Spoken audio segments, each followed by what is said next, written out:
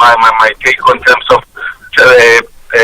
of like teenage pregnancy. But then in terms of job creation, I feel like the government can do a lot in terms of empowering maybe SABS, South African Bureau of Standards, and also SARS, having this, hiring more people on the ground to check these businesses like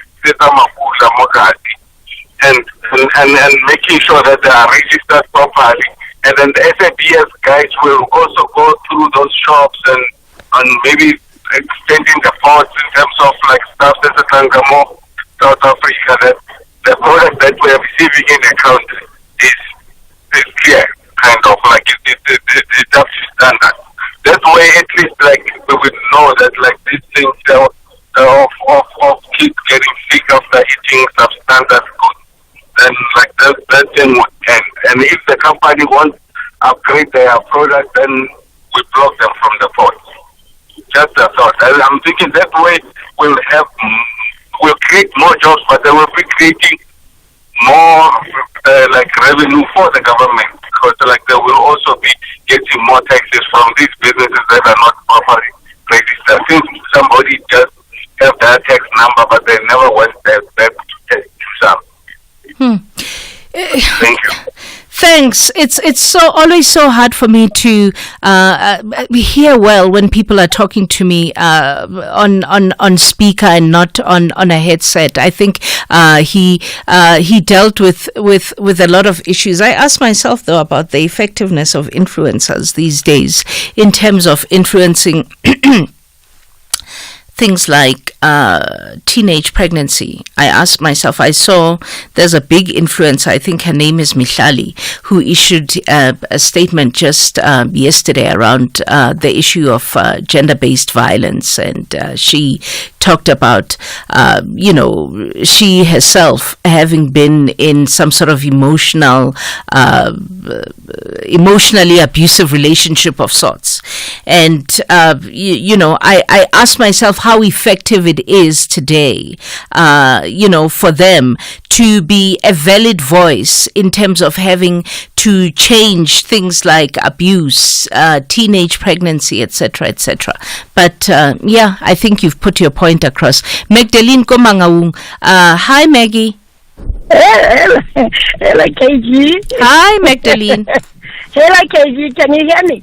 I can hear you loud and clear. Okay. Thank you very much for taking my call. KG, I'm so happy. I'm highly happy for this initiative of Ekasi Delivery, which is to develop unemployed youth. That initiative of Eastern Cape, really, that premier or that MEC who responded to that youth who wanted to start that in order to empower himself and other people. That premier or MEC really is the one whom we need in South Africa to can prioritize the needs of the South Africans. Such people are leaders. So you think it's going to work, Maggie?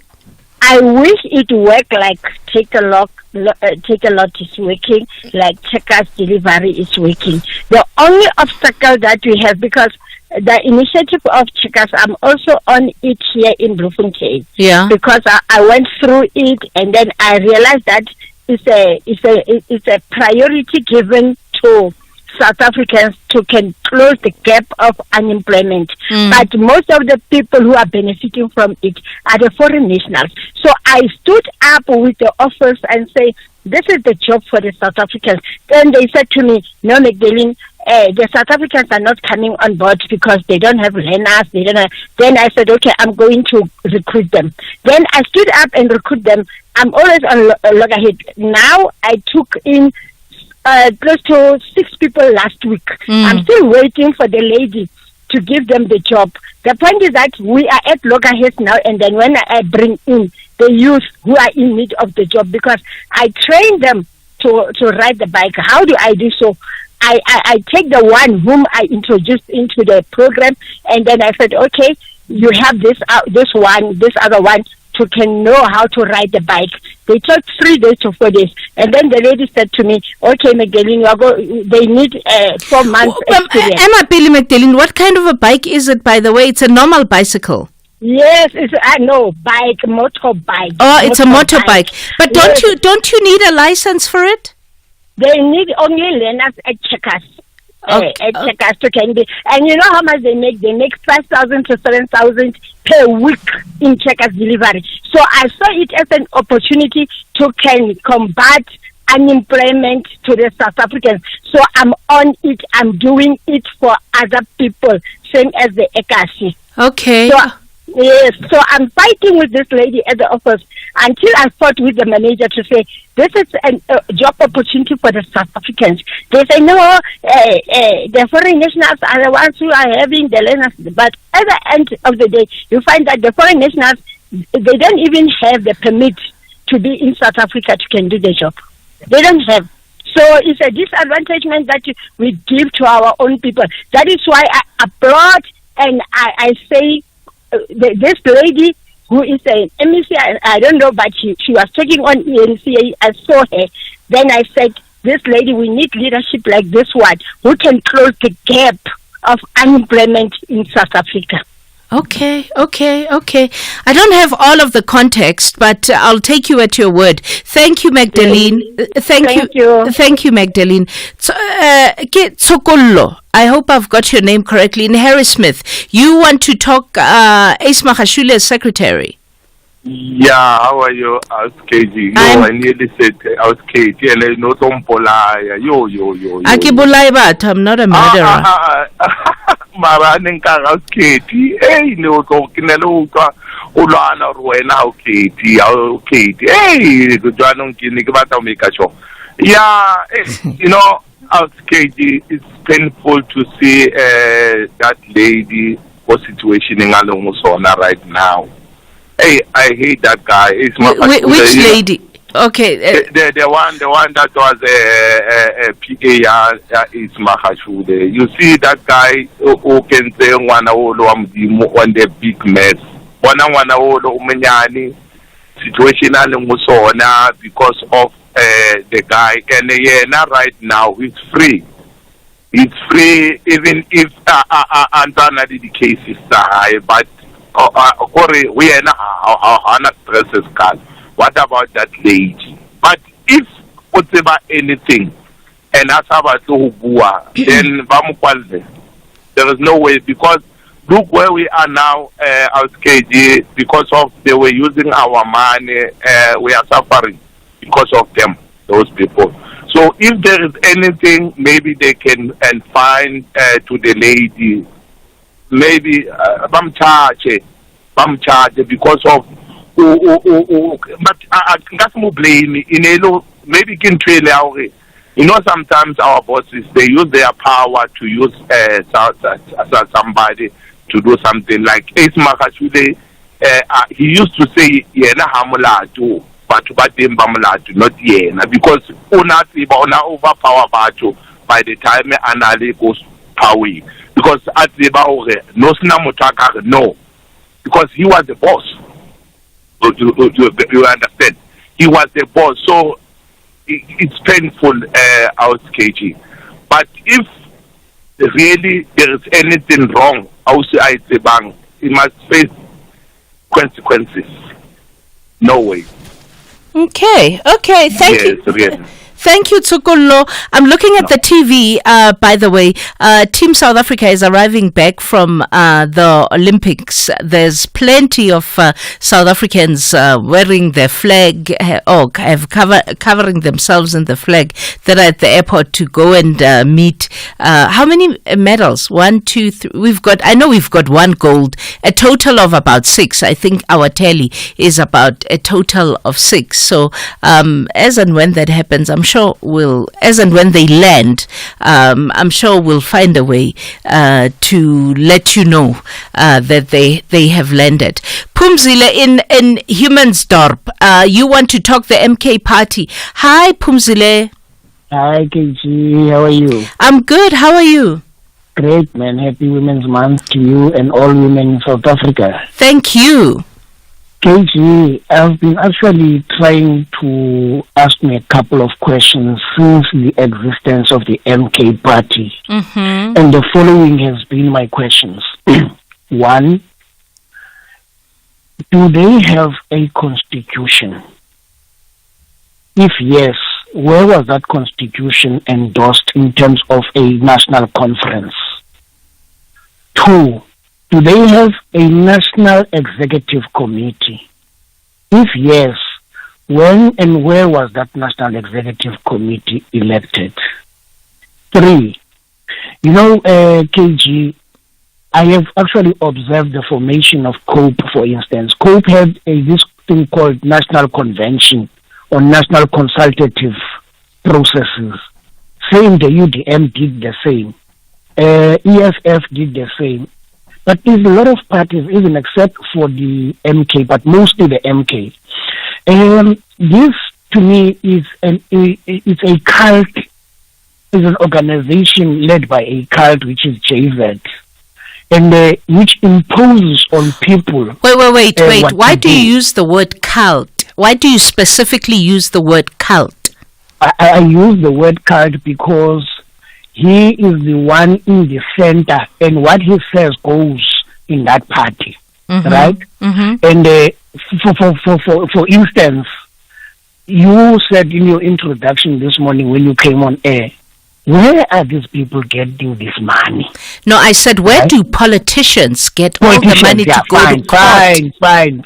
Thanks for the correction. You have to qualify that. Yes. Now the point is, I equally ask myself the very same question, because the MK party is caught in and caught out, and it's not 200 rand, it's not 2,000 rand to go to court.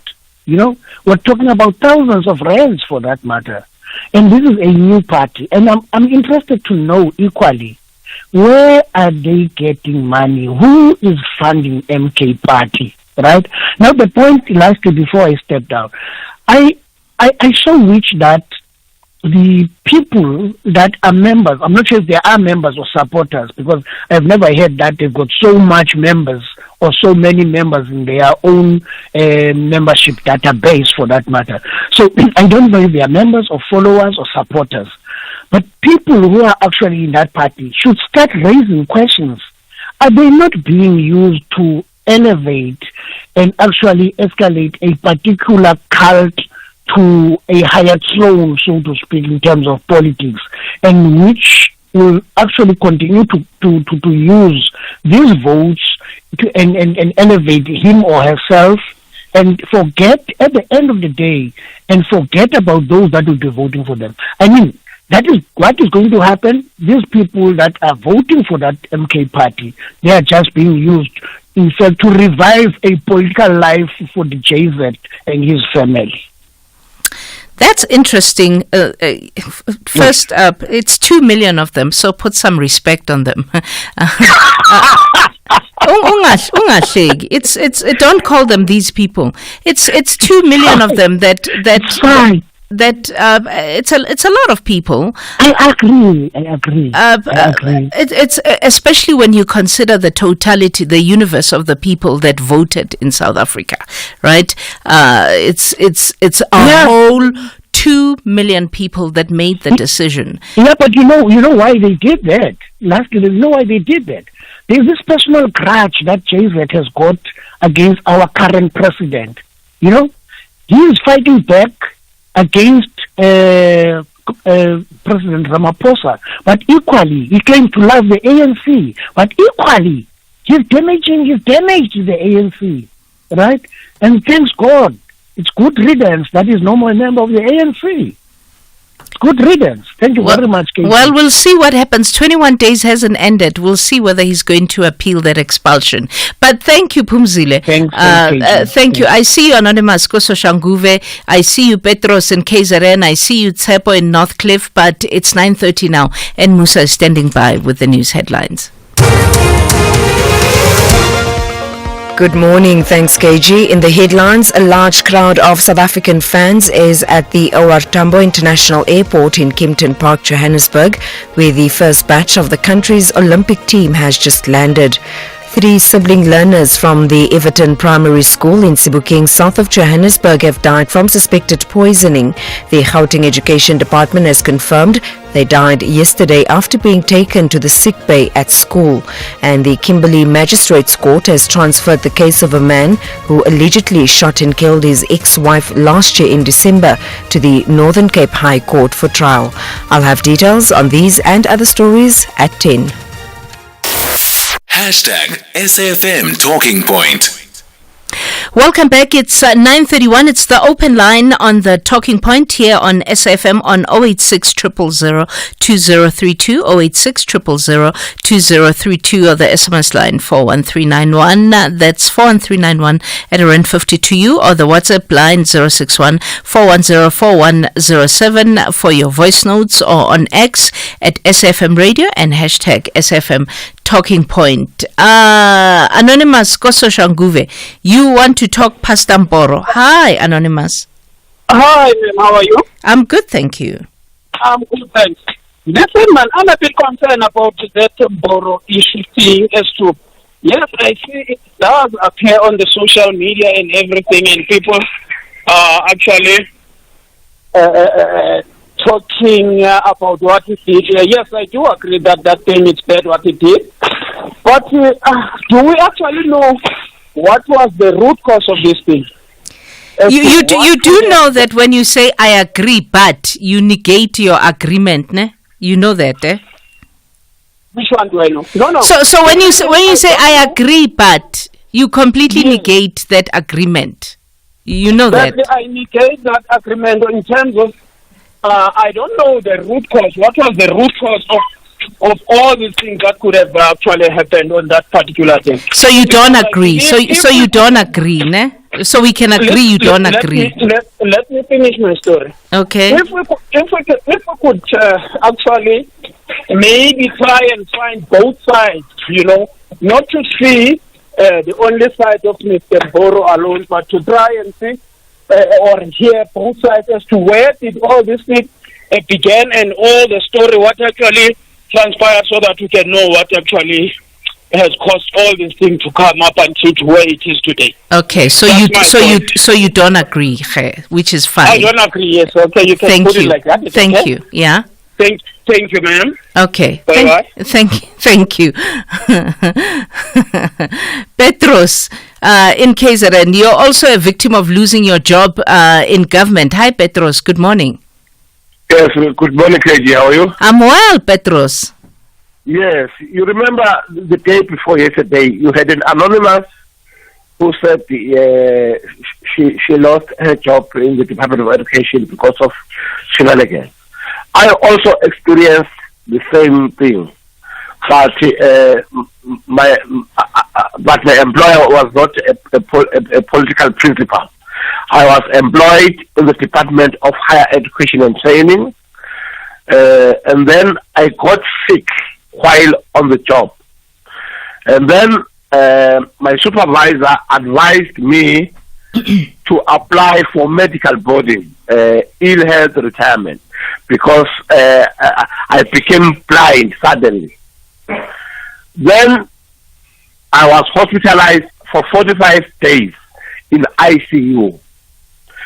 Then upon my discharge from hospital, my application for medical boarding was approved. I received a letter from Department of Higher Education and Training that my application has been approved. Then 2 weeks later, the salary was stopped, and I was given a cash payment. Because I'm blind, I was puzzled. Because I thought that, because I know how does medical boarding work. You get 25% as a lump sum, and then 25% you get paid monthly. But I was treated as somebody who resigned, while I did not resign. I could not resign because I'm sick, I'm dependent on my medical aid. Now I'm living a very unhappy life. I lost my medical aid, I lost my insurance companies, I lost almost everything, and I'm owing Discovery Health, I'm owing part care laboratories, I'm owing doctors to the tune of 400,000 rand. Sure. And there is no, when I contact my HR department, they say, oh, it's a policy, it's a policy. I'm like, what policy? Because I applied for medical boarding. I was still interested in my work, but because of ill health, and I was doing a very lucrative job, which did not need any mistakes. So I had to apply for medical boarding, but I was just systematically dismissed constructively. So I know your program do help people, and there's another guy who called me yesterday who said he's a labor expert. He shared his number with Lebo and Kanya. I know that guy, maybe he can help me with CCMA and bargaining council, because I'm a blind person. I can't be able to help myself. Okay, Lebo and Kanya will give you the guy's details then. Yes. Okay, and all the best, Petros. Okay, ngiyabonga. Ngiyabonga nam. Where are we now? We're with Alex in Flagstaff. You want to talk the issue of teenage pregnancy in the Eastern Cape. Hi, Alex. Molweni. Molo puti. Njani? Hayi siyaphila njani wena? Right.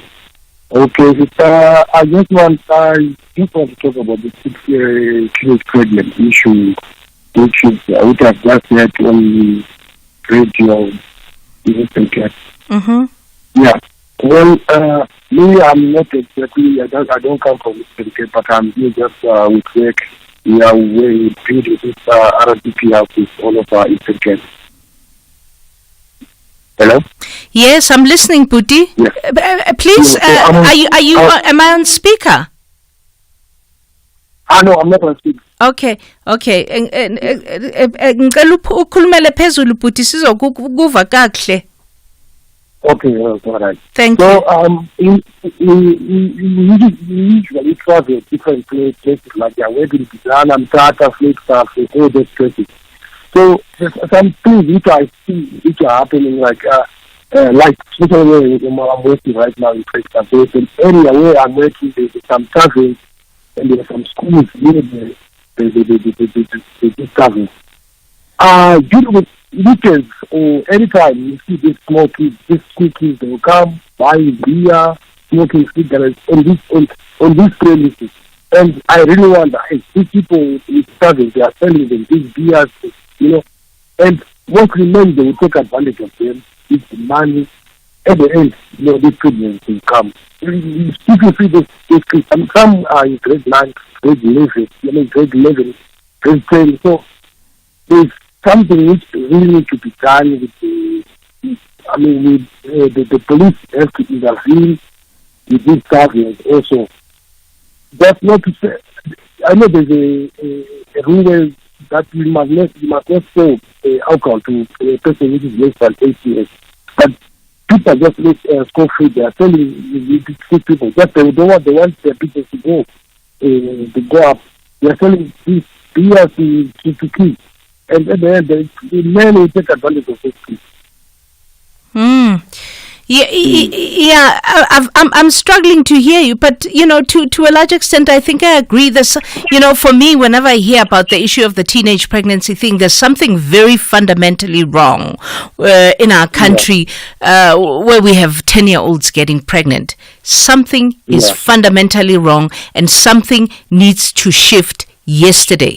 It has to shift yesterday. It can't be that we have 10-year-olds getting pregnant in the way that they are. Something is really, really fundamentally wrong. Thank you. We're going to go to break. I'll come back with you, Butana in Rosebank, and Billy Masha in Sekhukhune, Tsepo in Northcliffe. We'll be back in a short while. Paying your TV license means that you can tune in to the Espresso Morning Show from 6 to 9 a.m. Mondays to Fridays right here on S3. Enjoy our entertainment, recipes, and important current affairs and updates. All of this for less than 74 cents a day or 265 Rand for an entire year. For super fast, secure, and convenient payment from any device, go on to tvlrc.co.za and click on the Fast Pay button for payment in under 3 minutes. Make a difference with Espresso and TV licenses and pay yours. Catch the Tastemaster Junior this Tuesday evening at 7 on SABC2. Contestants are taken on a flavor journey and must work in teams to bake a colorful, multi-layered cake inspired by the smooth vibes of a tropical island. Featuring special guest judges Mimi and Holly from Baking with the Rays. That's the Tastemaster Junior. Tuesdays at 7, repeat Wednesdays at 1 and Sundays at 4 p.m. Only on SABC2.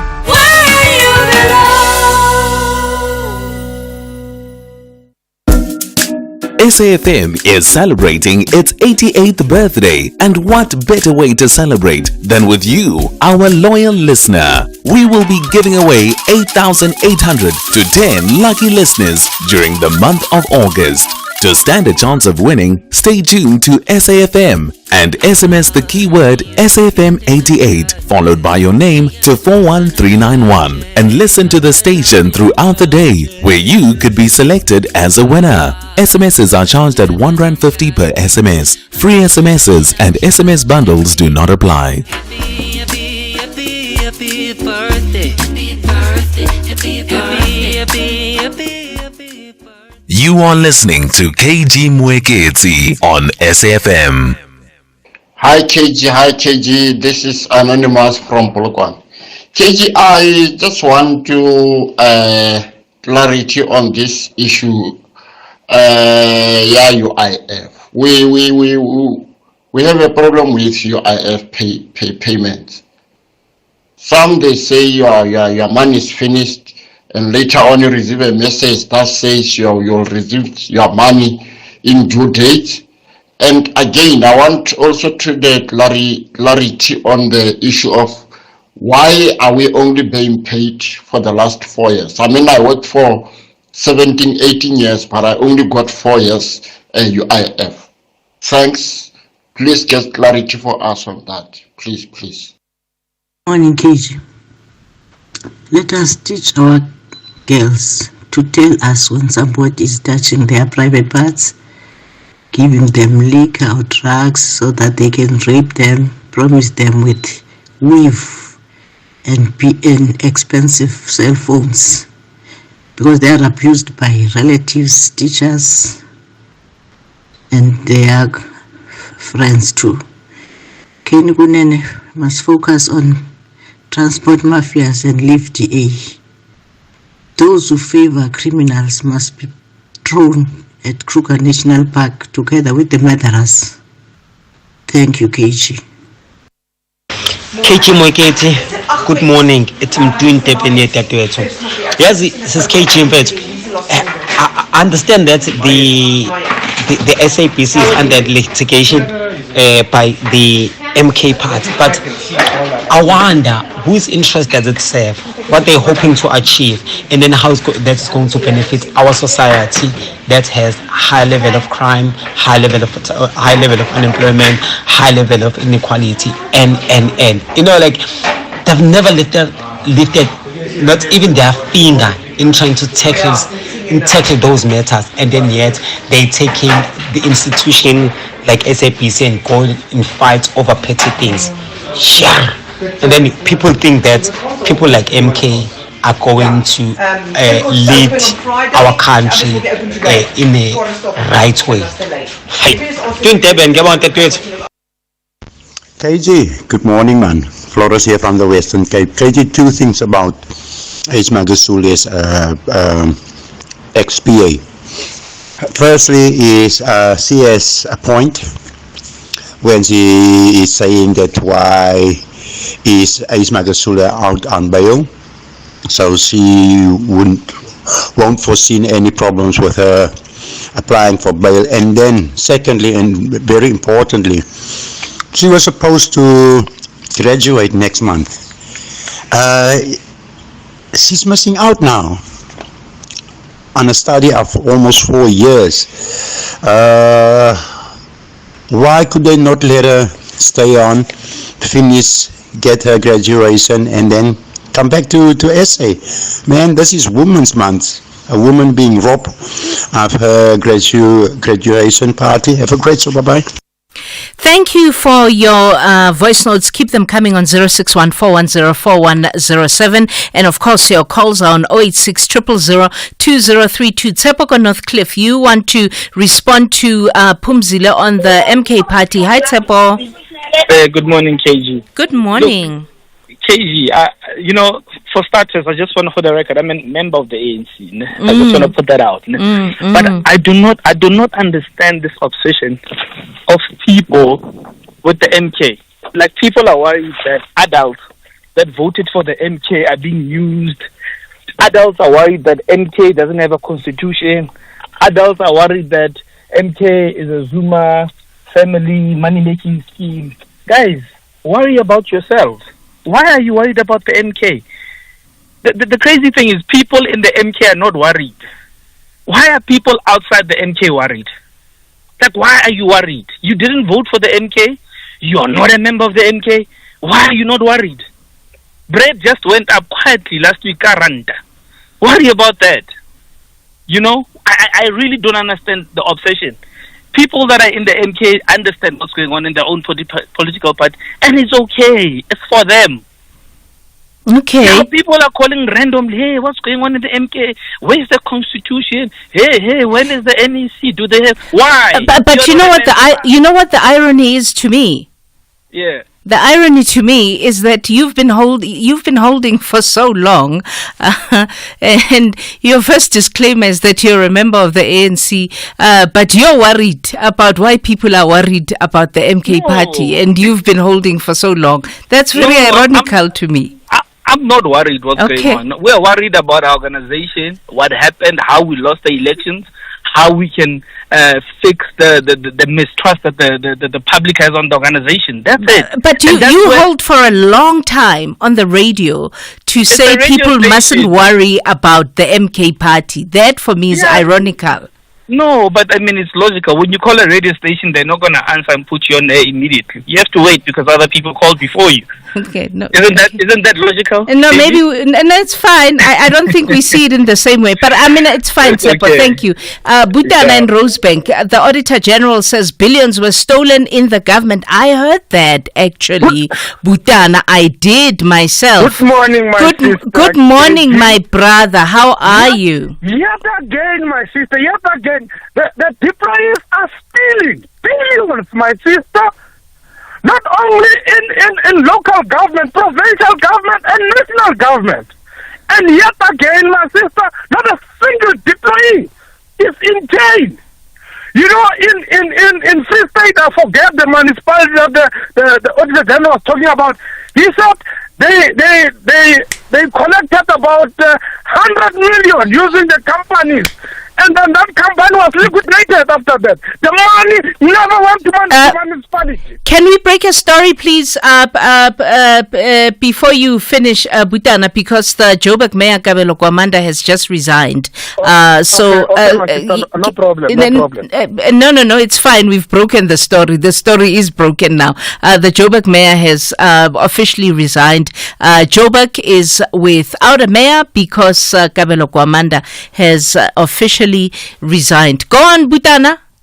It pains me, KG, and there's no consequences for these thieves. No consequences. They are working nicely. The municipalities are bankrupt. And listen to this. They have to be professionalized. How do you professionalize a person? He's unable even to put together a trial balance, a basic accounting principle. They can't. Yet they're there. Doing what? It is so disheartening. And then people are complaining now about the MK party, what. For heaven's sake, our money is getting lost in this municipality. It is our money. It's our tax. And we are not benefiting from that. And There's no consequences. You're telling us about the MK, what? You've got a constitution. Yes, your people are stealing in municipality. How does it help us, this thing? Give us a break. Okay. Thank you, Butana. I'm going to go to break. Billy Masha in Sekhukhune. I'll come back with you, and Tsepo in Braamfontein. It's 9:50. Victory in the opening match always sets a good tone, and that's what the Gunners of London are gunning for. They've almost scored! Kai Havertz! And Arsenal have won it later. Meanwhile, the Wolves are on a real mission to howl for 90 minutes in search of essential 3 points. Wolves have a second! And listen to the noise! This is the Premier League. Witness the thrilling encounter between Arsenal FC and Wolverhampton Wanderers on Saturday, 17 August at 3 p.m. Live on SABC3 and at your fingertips on SABC+. Also available on sabcsport.com. Hashtag we love it here.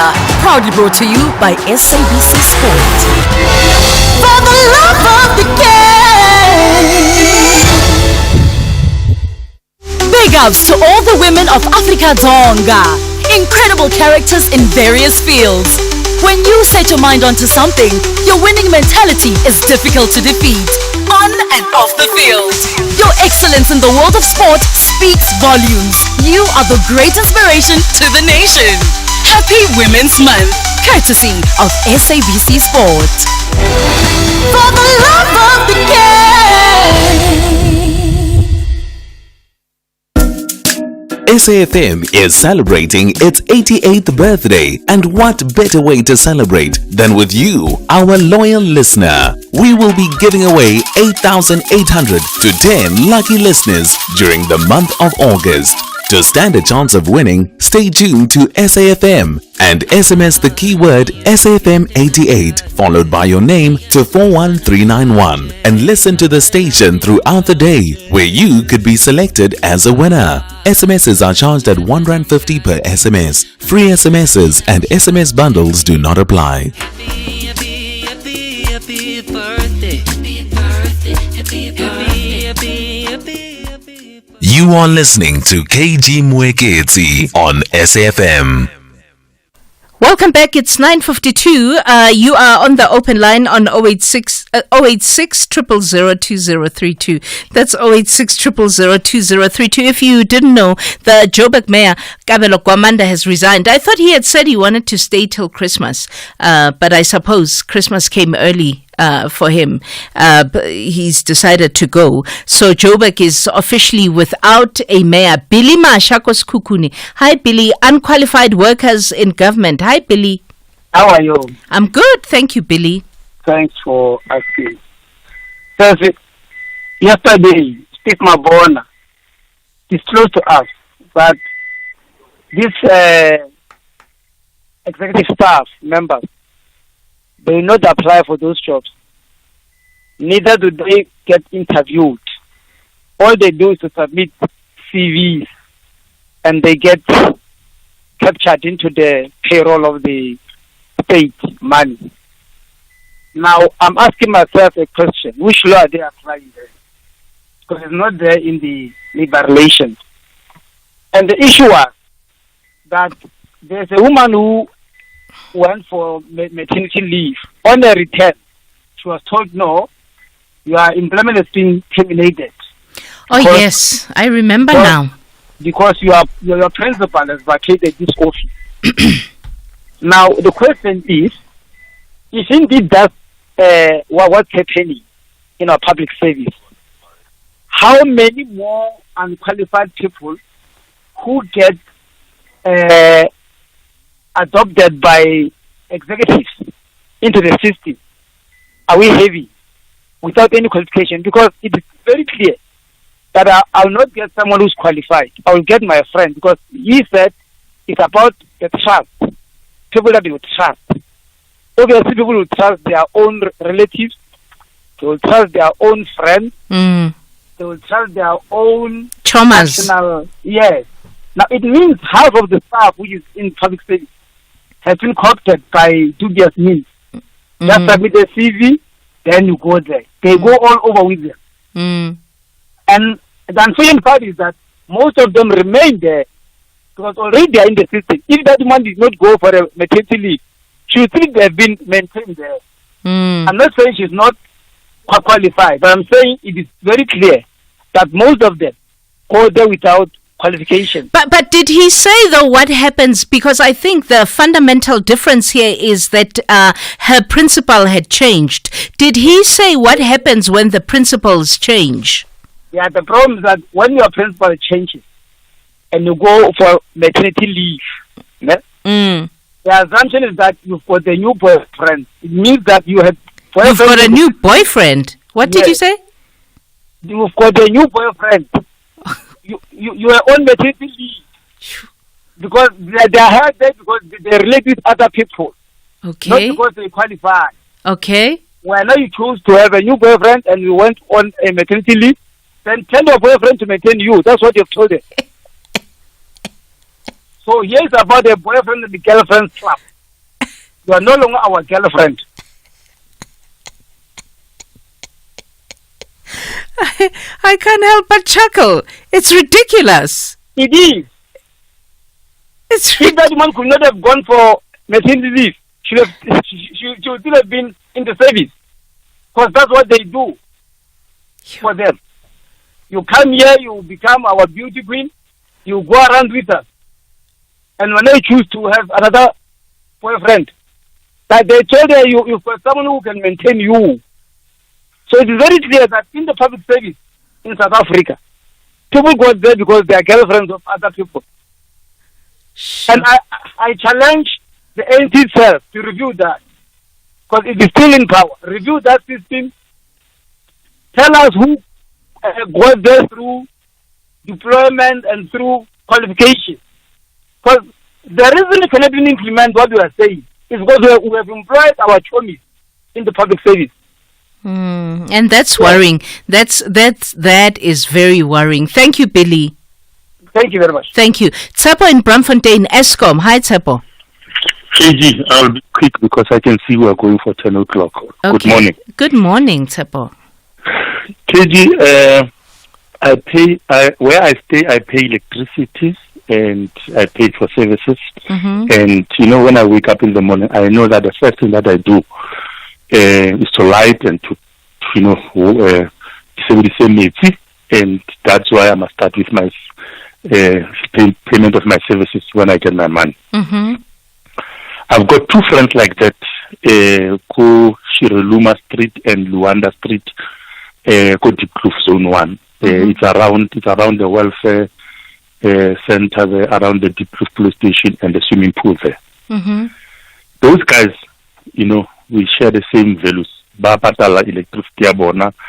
It's not the prepaid like us here in the like where I am now. Bonaki this one I just paid the old system.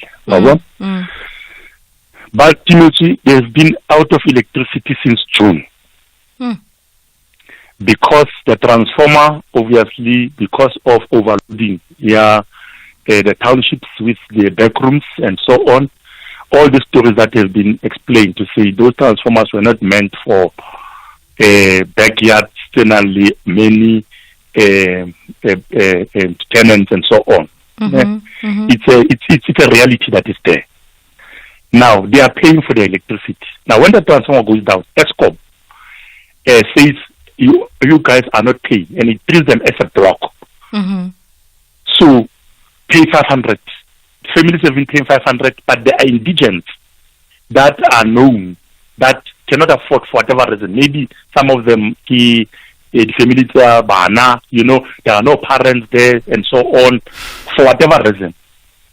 So Eskom is not bringing back the electricity for whatever reason, and they have been paying this 500 that Eskom has been saying. Now people are already starting to say, we will go and block the highway now. because There's one thing that I heard, sorry to interject, like you said, we almost have to get to 10. I heard the Minister of Energy and Electricity, Minister Ramokgopa, talk about the fact that there's 10 million indigent families in South Africa that qualify for what he calls free electricity, even though currently only about 2 million of them officially get it. And those people, it sounds to me, should form part of that 10 million. But I think what needs to happen is the official processes of them being declared indigent and fall into the group of 10 is what needs to happen. Am I missing something? You're right. And the councillor was involved also. But what I want to say, Corey, in the suburbs here, if I'm not paying, the whole street is not punished. Ne? They so just close for you alone. Yes, let Eskom go and fix that transformer, and whoever does not want to pay, but punish this collective end. So what I wanted to ask, what number can we really call? Who can we talk to? At Eskom. Okay. Before disaster strikes. Please. Okay. I'm sure Bolebu will figure it out. Thank you, Tsepo. I do have to go. It's 10:01 and Musa is standing by with the news.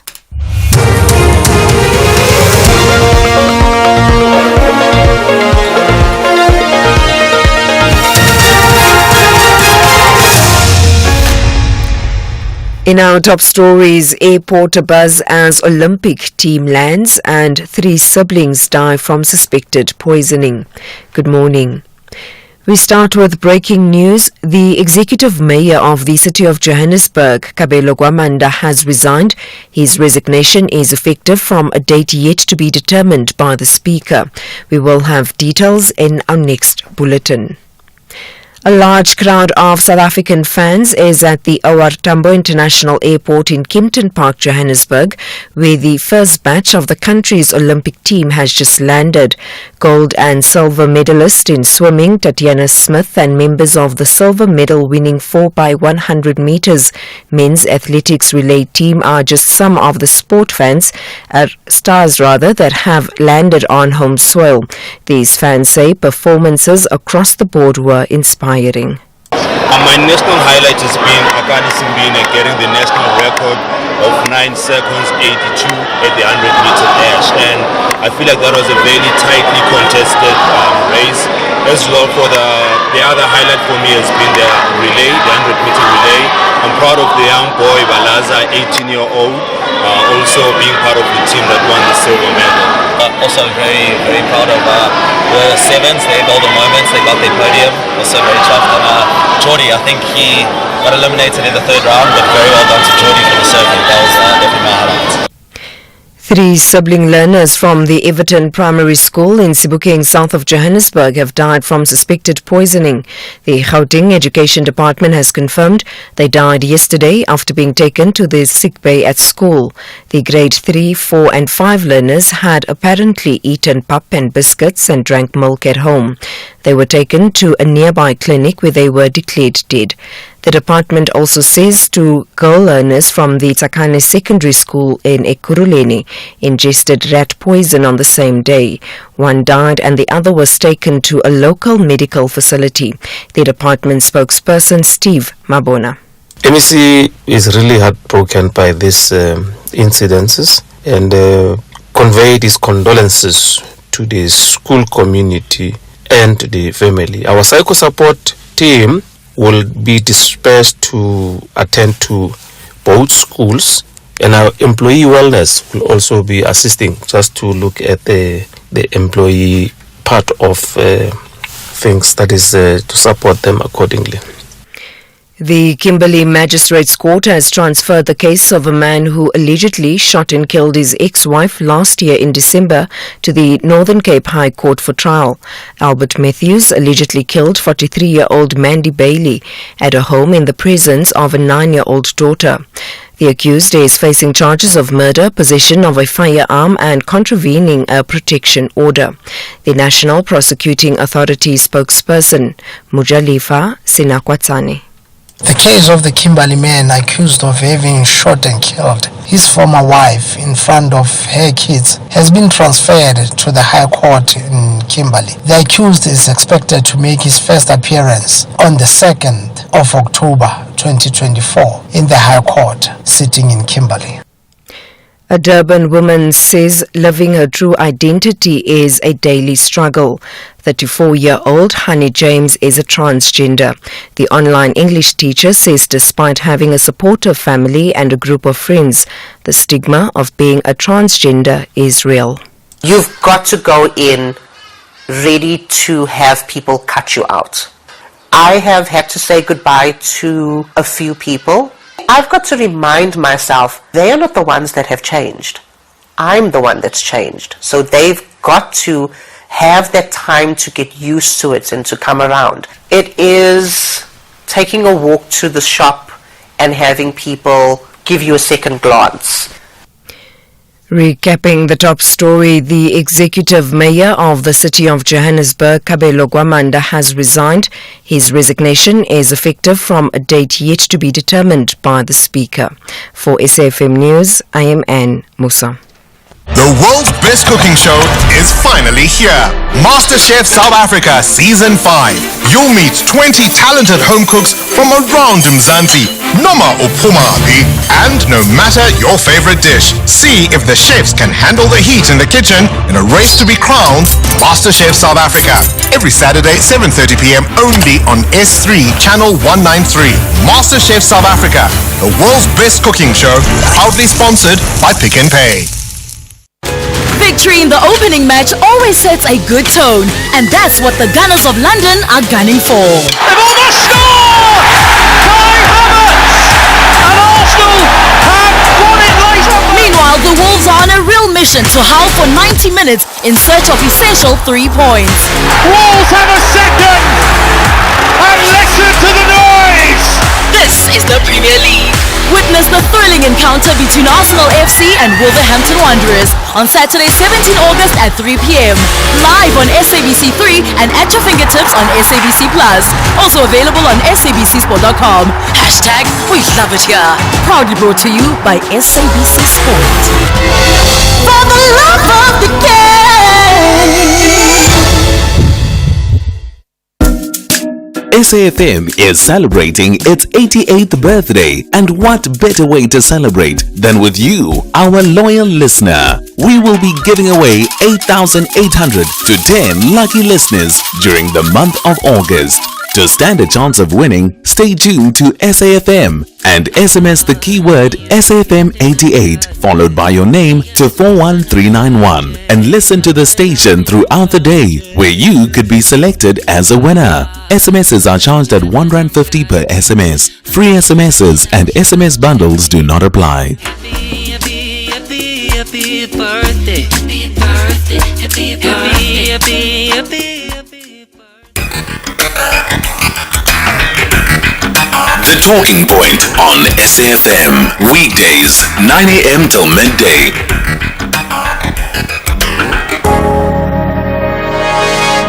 8 minutes past 10. Welcome to the second hour of the Talking Point here on SAFM. Join the conversation as we lead it whenever you want to on the studio line 086 000 2032 086 000 2032 or the SMS line 41391. That SMS though comes to you at R1.50 or the WhatsApp line 061 410 4107. This morning, Brian is out. That's what we're doing in this hour, and we're going to introduce you to Luthando Mzilikazi, who'll be talking about some of the misunderstandings we all may have around the handling of our money, some of the things we may want clarity on regarding particularly investments. She is in the studio and is going to talk to us on the subject, so get ready and make sure you've got your pen and paper, and if you want to call her, call on 086 000 2032 or send her a WhatsApp on 061 410 4107. But before then, your voice notes. Good morning, I was KG and the team. This is Nati from Cape Town. On my mind today, since we are on Women's Month, remember people used to talk about the treatment of women in ANC, particularly in the camps during the exile. I still say that continuing with these conferences, whenever ANC have conferences, you will see these young ladies flock into the ICC's hotel, and then these guys of ANC spending lavishly and exploiting them. Is there anyone from the ANC who can maybe stop or maybe defend that subculture? Thank you. Good morning, Sis KG. This is Mbongo Sondisa Palindulo. Sis KG, I need you to explain for me, man, please. This competition, this birthday competition of SAFM, you enter once, or let's say daily, and then if I've entered last week, do I have to still continue entering, or even those like messages that I've sent in order to enter the competition, they will count this week, even if I've sent last week? Can you please explain? And the other thing, Jacob Zuma, he's got like a lot of kids. Can't they sit him down, man, and advise him that, Dad, you are wasting money now? Serious, running to court each and every day for useless things that you can see that you cannot even win. You are just wasting money. Here to approach Constitutional Court, it charges R500,000, yet he hasn't paid VPS 9 million rand loan. Yo. Good morning. I hope you're doing well. I just want to talk quickly about the murder of the young girl in Caledon in the Overberg that happened last week. I feel like we don't make enough noise around that. I was just thinking about the incident where the racist incident of these two schools for the past 2 weeks or so, if I'm not mistaken. And almost every day on radio, that was all we heard. Every single day there was a topic around that. But here we are, a young girl, 16-year-old, being murdered, body found in a storeroom at school. And we don't make enough noise. Thank you. Talking finance, making sense of your finance. Thank you for your voice notes. Let's shift gear. Lu Tando Mzilikazi has been in the investment industry for 10 years. She's an investment specialist within Gauteng, where her clients are independent financial advisors, where previously she was a business development manager at Ellen Gray. She's also well-learned. She holds a Bachelor of Commerce in Finance and Economist, summa cum laude, a Bachelor of Commerce honors degree in Finance, a postgraduate diploma in financial planning. She holds a certified financial planner at CPR designation from the Financial Planning Institute, which is the regulatory body for financial advisors in South Africa. She sits as a member in the technical committee of the same regulatory body. In addition to all of that, she's a mother of two humans, where her latest financial education baby is called Money Views. And today the theme is money misunderstandings. Your mom to two humans. Thank God it's humans. KG, it's not a good note to start off with, but good morning to you and your listeners. How are you? All good. Excited to be here today and debunking some of the money misunderstandings I've seen women make in our industry. So it's your first time on the show, so introduce yourself properly to our listeners and tell us why you've joined us today. Thank you, KG. As you've pointed out earlier, my name is Lutando Mzilikazi. Grew up in Cape Town. I am most passionate about, money education in South Africa. And as a result, I've started the Money Views brand itself, which is basically a platform where I get to share my views on money and help people through money coaching to get to their optimal financial positions. And this comes after being in the industry for 10 years. So I've seen a lot of my clients navigate these conversations conversations with their own clients, but also after studying money for about 7 years till master's level. So I think I've gotten to a point where I'm comfortable enough to think that I have some knowledge around what's important in terms of the building blocks to building wealth. Yeah. So what's the objective of these money education initiatives that you implement through Money Views? So I think for me, the primary objective is servicing the underserviced. So 60% of the working population in South Africa actually do not have a financial advisor. And the 40% that don't actually have very good independent financial advisors. And so these two segments of people are left destitute to kind of make their own money decisions and predict their own money journeys. And those are the people that primarily I seek to help through Money Views.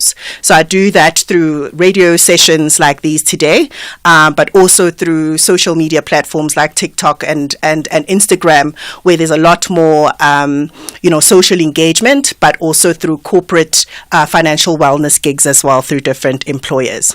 Yeah. So, I mean, this is a huge task ahead, but one that is extremely necessary. The intros are out of the way. Let's talk about the title of today's show. Why the title, Money Misunderstandings? What don't we understand about money? That we don't have enough of it. Yeah. That we understand that. That's the starting point, right? There's a lot that I found that investors misunderstand around money. And this is particularly where you haven't grown up in a household where money conversations happen at the dinner table, or you haven't seen your parents actively make positive and progressive money decisions in and of themselves. Or you continuously hear, there isn't enough money. 100%. There isn't enough money. Wait till the 20th. Wait till the 25th. I come from a background where my mother, the only thing I used to hear her talk about around money is let's go to the shop, and I would see her whip out the credit card to actually pay for it, so she wasn't paying cash. Stokvels, loan sharks. I never heard her talk about budgeting. I never heard her talk about her retirement plan, how well she's doing in that respect, and what her will looks like in terms of, because she's got 3 children. Yes, we grow now, but when I was younger, I didn't have that sense that she was financially ready for any kind of trigger event that could actually take away her income or her ability to service her children if she was not on earth anymore. And so I think for me, there's a lot of misunderstandings that people have around money, particularly for South Africans who grew up in households like I did, where we have the fear of money because we don't know how to handle it. And instead of facing our fears, we hide away from it. And so if you think from your own natural conversations with human beings, people close to you where you've had misunderstandings, where you've had the braveness to actually, tackle that conversation with that person, more chances, there's more chances that you actually walked away from that conversation so much more relieved that you actually went into that conversation. Obviously, depending on how that conversation was handled. But most of the time, you leave that conversation with a better understanding from your misunderstandings. And I hope that today, through this discussion with UKG, that our listeners will have a better understanding of their money misunderstandings. Yeah. It does sound like there's a lot of psychology also to the issues of money. It's a very refreshing stance, since most people who talk about money really get honest about the practical money mistakes that people make, where most conversations focus on what we should be doing, completely skipping the psychological patterns we have formed that hold us back from executing on the strategies it takes to even build wealth. The W word. Yeah. Wealth. 100%. I can't agree with you more. I think a lot of people are so scared to face their own financial mistakes that they kind of, even as money coaches, jump to the solution, when they're speaking to people. But what I want us to spend some time, and hopefully we've got enough time to go into that, is around, the psychology that you need to actually develop to then, on a sustainable basis, deploy some of the strategies we'll talk about today. Because there's no use in me just skipping and fast tracking to the solutions and not painting the scenarios in which you may find yourselves and what psychological standpoint you might be in, that it has enabled and facilitated your money mistake, because then you won't know when to start in terms of actioning the solution long after this conversation. So hopefully we can talk a bit about that. But for the people out there feeling like, do I even have a money problem to begin with, right? And I think the quickest way to assess yourself is, have you over the last 60 to 90 days pulled your bank statement for the sake of looking at it? Not because you're applying for a loan, not because you're about to apply for a bond or you're applying for a rental, but because you really just want to be responsible and reflect on your money journey over the last 90 days. And if that is not the case, you're probably the person that needs to listen to the show today. Wow. We're going to go to a commercial break. Start sending your questions for Lou if you want to, or call on 086 000 2032, 086 000 2032, or you can start sending your WhatsApps on 061 410 4107, 061 410 4107. You can also SMS on 41391 on 41391 at 152. You will be back in a short while. AVBOB is sharing mutual value with AVBOB members like never before.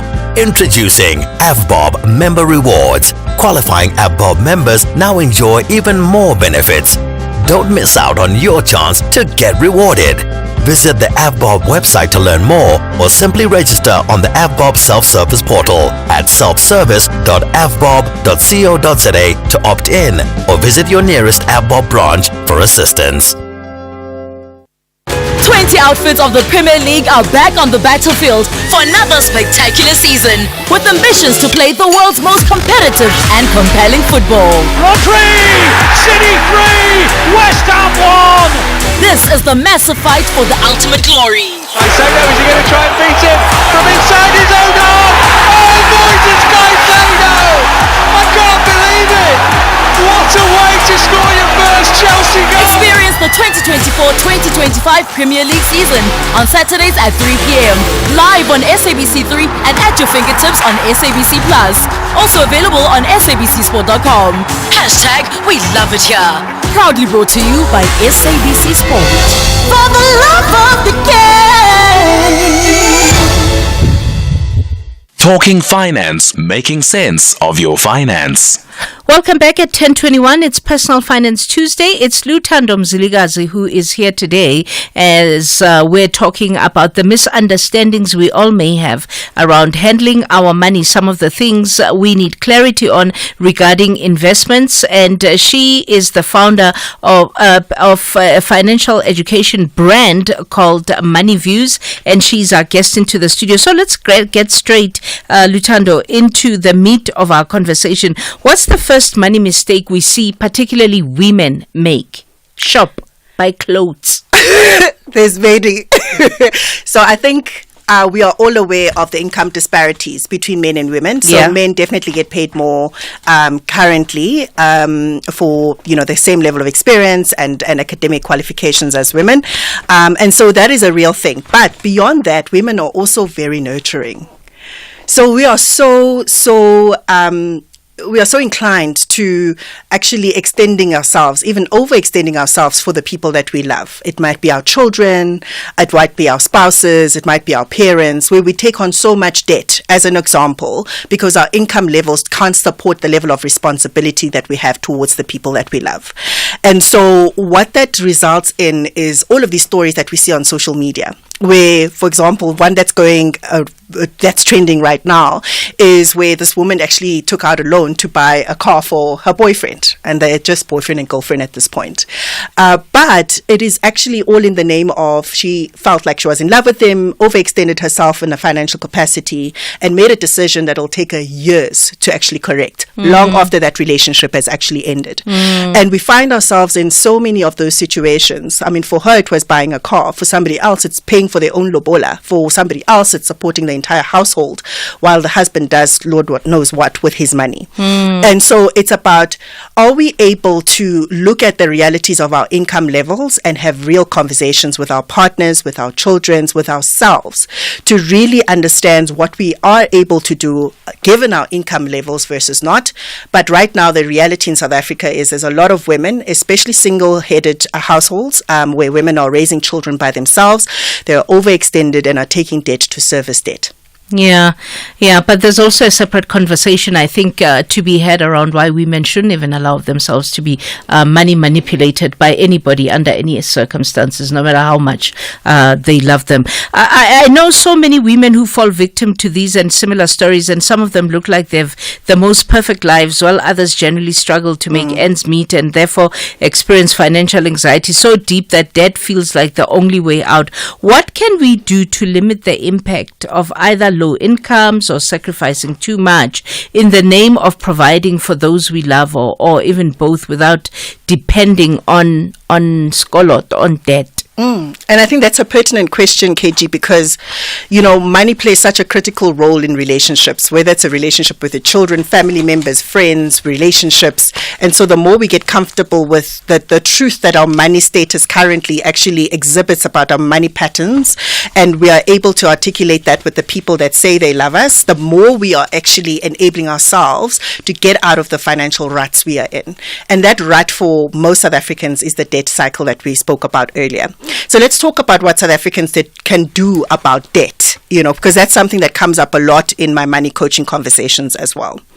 There are 4 main things that people can do around debt management. The first is to decide that you want to demolish the debt, and that's your focus of your money energy. So similar to actually not putting up a GPS location in your phone when you get into the car, if you don't make a deliberate and active decision that you want to demolish your debt, you're going to go nowhere very quickly. And so it needs to be an active decision that you make. So let's talk about then the money strategies or the debt management strategies you can deploy to actually demolish this debt. There's 2 main ones, and I'll talk to the 2 psychological personalities in terms of which does well in what kind of approach. The first is the snowball effect, or the snowball framework.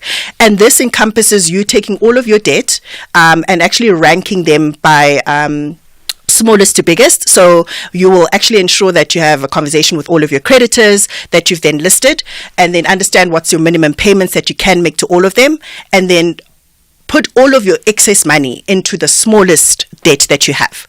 And then as soon as you get rid of that account, you go into the second lowest account. You work from the smallest to the highest, so that you can demolish your debt quickly, right? So the people who have personalities that are very active, they don't want to wait, they are not patient, that is the best strategy to start with, because then you're demolishing your debt very quickly. Yeah, I like that. That the most important thing is almost the conscious decision that exactly.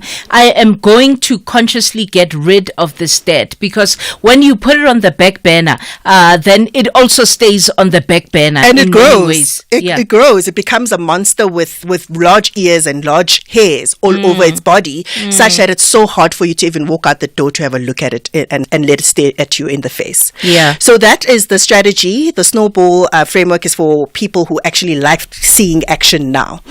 Then there's people who are much more logical, who are much more numbers orientated. They are more attuned to the avalanche approach, which actually takes the snowball framework against its head. So what that one says is, instead of going for the smallest debt that I have, I'll go for the one with the highest interest rate. Because actually, if you can finish that one quickly, then your interest payments across all actually reduce. And then you can get that one sorted, and then it's the second highest interest rate debt account that you have that you'll sort out next, and so forth and so forth. But the reason why the other personality that was described earlier, that is more action oriented and wants to see results now, won't like that approach. It's because it might take longer, and it takes a bigger chunk of your income to actually resolve for that, because it's a higher interest rate burden. Yeah.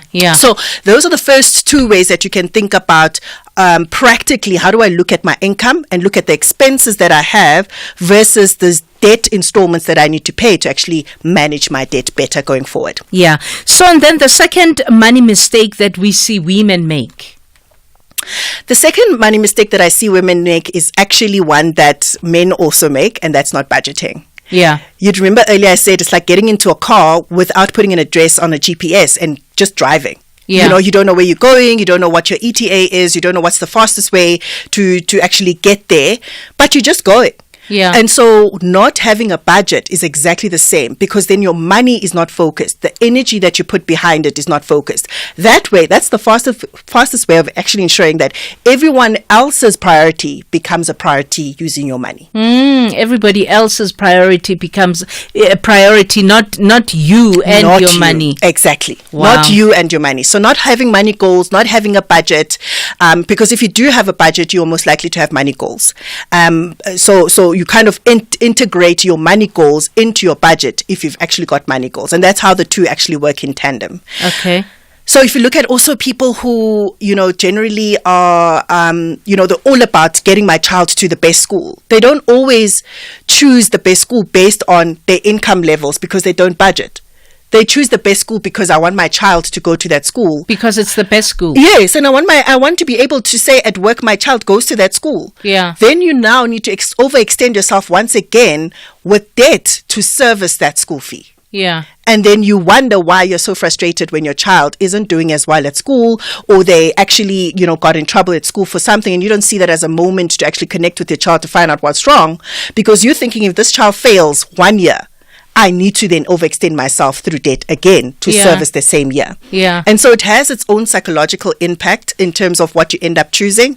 And I mean, you can also extend that to the conversation around black tax, where our parents, our siblings, our aunts, our nieces, our uncles end up ask for money, and we always are saying yes because we want to help out where we come from without understanding what our priorities and our limitations are according to our budget. So it's very important to have a budget. Okay, I can see your questions are already coming through on WhatsApp for our Luthando Mzilikazi, the founder of the financial education brand Money Views. We will take those questions as soon as we're done talking to her on 086 0002032, and we'll answer your WhatsApps that came through on 0614104107. But for now, it's time for the news headlines.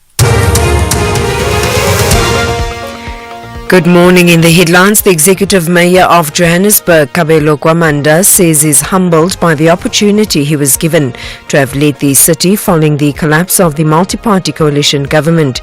He has resigned as mayor following political engagements that have taken place in the past weeks. The Sports Minister, Gayton McKenzie, says his department is committed to providing a platform on which all South African sporting codes can be fully developed. He was speaking ahead of the arrival of members of the National Olympic team at the O.R. Tambo International Airport in Kempton Park, Johannesburg.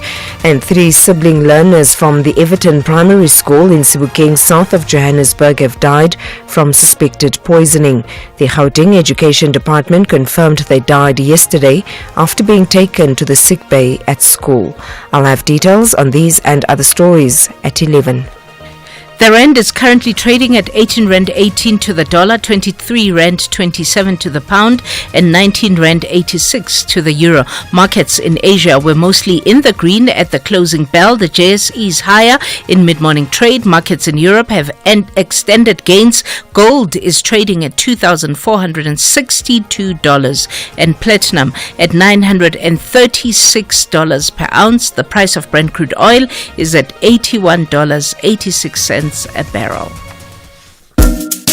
SAFM is celebrating its 88th birthday, and what better way to celebrate than with you, our loyal listener. We will be giving away 8,800 to 10 lucky listeners during the month of August.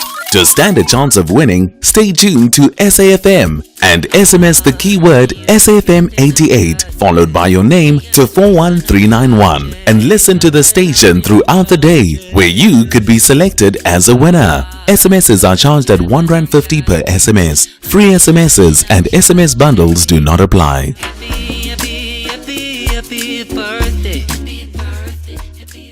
Talking finance, making sense of your finance. Personal Finance Tuesday, Luthando Mzilikazi is our guest. We are talking money misunderstandings. She's the founder of the financial education brand Money Views. I might be, a lot of people might be guilty of this as well. So many options around with various budgeting tools. How do we know which budgeting tool is the most effective one? So, KG, I've got something for everyone. There are people who just don't like apps. So for those people, yes, they are.